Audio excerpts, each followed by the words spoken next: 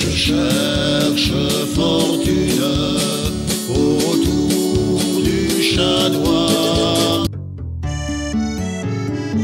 Sous ce village sans bourgeois, sans sommeil un très vieux pays, plein de fantômes, de sons, de voix, de couleurs, de mort et de vie. Un carrefour de folles histoires, un fouillis d'oiseaux et de nids. Des années roses, blanches et noires, figées, luttant contre l'oubli. Ces vibrations naissant le soir, qu'on ne mettra jamais en mots. Ce souffle gonflé de mémoire, de fantômes couverts d'oripeaux. Ces potiers brûlent la Michel, les chansons du peuple qui lutte. Chanteur de la butte,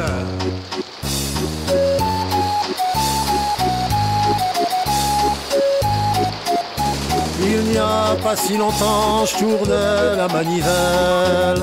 J'émerveillais les gosses, je faisais chanter les gens. Moi j'étais le chanteur déplacé des ruelles. J'ai œuvré sur la butte pendant plus de 30 ans. T'as dû voir ma casquette et mon petit foulard rouge. T'as sûrement entendu passer l'air dans mes flûtes.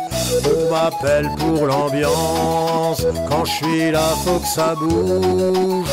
Tu peux pas te tromper, je suis le chanteur de la butte.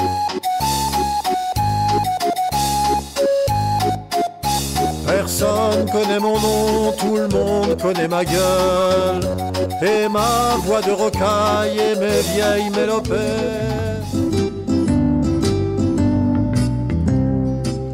Elles viennent toutes de la butte, n'ont pas pris une seule ride.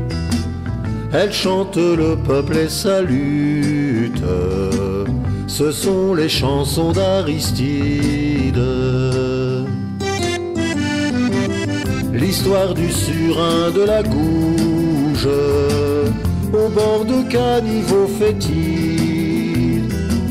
Ça craque et ça gueule à Montrouge, c'est un quartier qu'aime Aristide. Ami du rouquin, la filoche, tranche serein les carottes.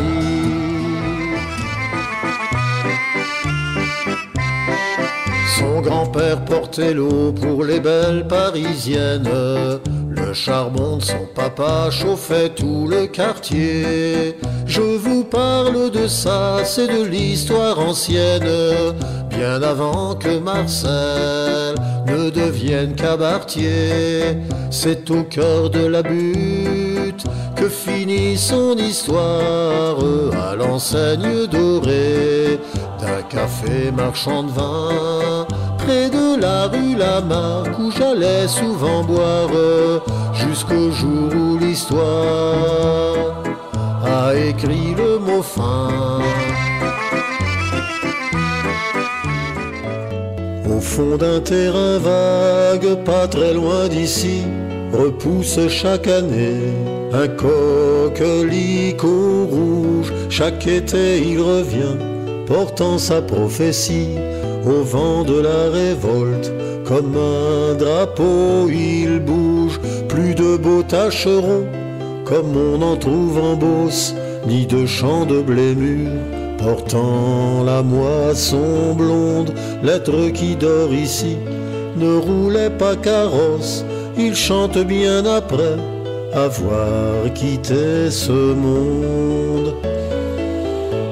Un merle siffle loin, on dirait qu'il se moque, lorsque passent ici de bonnes gens pleines d'écus, aux poitrines ornées de galons de breloques, sûrs de n'être jamais du côté des vaincus, aux deux places du terre. Les hôtels somptueux brillent par leur absence, et le Marlou n'est pas éclaboussé souvent par le trotteur anglais, plus léger que le vent, traînant la haute gomme et l'obèse opulence. Pas de lord ayant des aïeux au Westminster, pas de boyard ni de prince plus ou moins slave, pas de bichot sylpin et autignasse fauve, madone de clubmen et de gros bookmakers. Et là sur le trottoir où raccroche la gouine pour payer du pétrole au dos vert avili, le modèle fringant montre sa tête. On le trouvait toujours vers les midi moins le quart.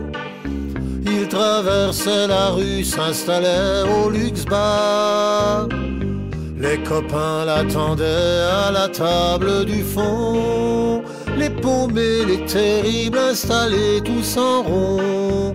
Et c'était parti pour la première tournée, une histoire qui a duré plusieurs dizaines d'années. Il allait racontant ses folies, sa légende, inventait des histoires où tous les cons se pendent. Si tu allais à lui avec un coup de rouquin, il te répondait en quelques alexandrins. Son esprit voyageait allant de ville en muse.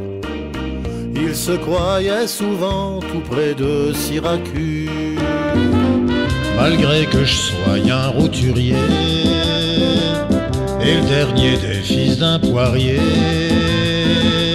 de la rue Berthe,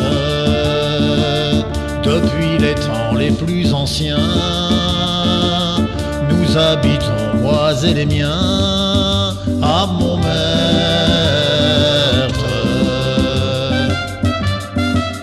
En 1870,